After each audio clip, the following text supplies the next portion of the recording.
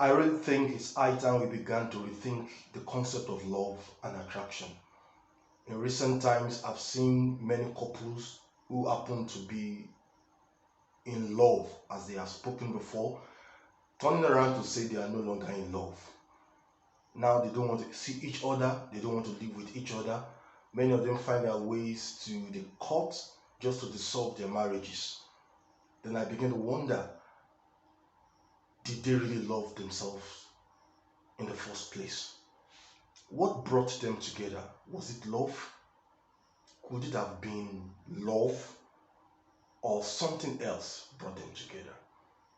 If the Bible told us that whoever does not love does not know God, because God is love, then that love described in the Bible must be strong, must be substantial, must be able to sustain a marriage if God is love. And when we look at the Bible also in the book of 1 Corinthians chapter 13, from verses 4 to 7, I begin to hear things like love is patient, love is kind, and is not jealous. Love does not brag, and it is not arrogant, does not act unbecomingly, it does not seek its own.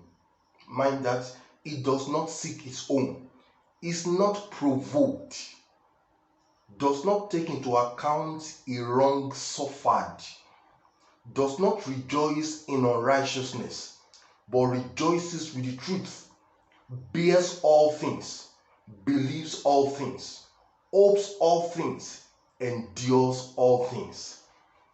If this is the love that couples confess to one another, then I don't think there should be a time when they will not be able to deal with their issues. Love does not actually eliminate the issues, but love endures the issues. Love accommodates the issues. Love works on the issues. Love sorts out the issues.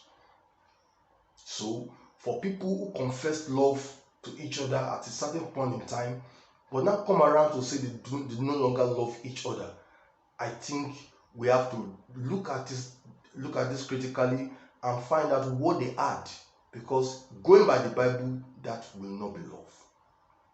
Now, when a man meets a woman and they connect, just like it happened in the Garden of Eden, when for the first time Adam saw Eve, and he went all out to say, wow, this is the bone of my bone, the flesh of my flesh. Can we call that experience a love experience?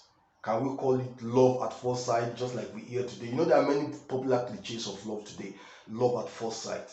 Love at first sight. Blinded by love. In fact, you hear things like, let's make love. Alright. Can we call that experience, that encounter, a love encounter? Don't forget, he has had time to meet with many other creatures, but he found none that he could call his own. But when he met Eve, he said, this is the bone of my bone, this is the flesh. I rather prefer to call that attraction.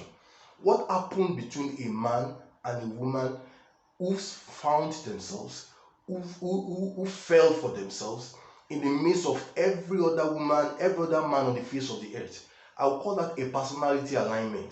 I will call that connection. I will call that attraction. The problem we have had so far is that we have modeled everything under the concept of love. Fine, we have been taught that love has different manifestations, from agape to filial to eros to stargate and all the likes. I think this is the problem. When everything is modeled under love, I think it's high time we began to call things the way they are. Call them at love when we see love. Let's say attraction when we see. What brings a man together and a woman is attraction, not love.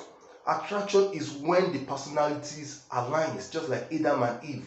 When there is something, when there is satisfaction between the personalities, when there is connection, let's call it attraction. Then after attraction has been achieved, then let's ask ourselves the critical question. Can I die for this person? Because that's what love is about. Love is about sacrifice. Love is about sacrifice. From what we have read about love, love is not the feelings. Let's not make love looks like feeling. Love is not a response to chemical. Love is not a response to beauty. Love is not a response to goodness. Love is a provision for earth inconsistencies, deficiencies. That's what love is. God loved us not because we are good, but because we are bad. It is the badness in us, if there is any grammar like that, that made God to need the concept of love, the nature of love. That's why God's nature of love is very critical. If not for that, it would have killed us all. So when I say I love somebody, I mean I can die for that person like God did.